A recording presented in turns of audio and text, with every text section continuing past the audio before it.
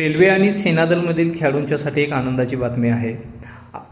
आता या खेळाडूंना देखील महाराष्ट्र केसरी कुस्ती स्पर्धेमध्ये सहभागी होता येणार आहे. गेल्या 2-3 वर्षापासून महाराष्ट्र केसरी स्पर्धेमध्ये सेनादल आणि रेल्वेच्या खेळाडूंना बंदी घालण्यात आली होती. या संदर्भात मुरलीधर अण्णा मोहोळ यांनी कुस्तीगीर संघाला काही दिवसापूर्वी एक पत्र लिहिलं होतं की महाराष्ट्र केसरी स्पर्धेमध्ये या खेळाडूंना देखील सहभागी करून घेण्यात यावे.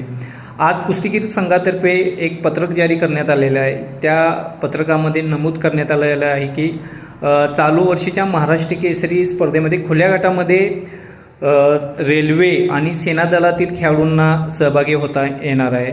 गेल्या अनेक दिवसापासून महाराष्ट्रातील अनेक जाणकार मंडळींची मागणी होती की महाराष्ट्र केसरी स्पर्धेमध्ये महाराष्ट्रातील सर्व खेळाडूंना सहभागी होता आलं पाहिजे आणि या मागणीकडे कुस्तीगीर संघाने एक सकारात्मक विचार करून हा जो आज काही चांगला निर्णय घेतलेला आहे, या निर्णयाचे आम्ही प्रथमतः स्वागत करतो आहोत.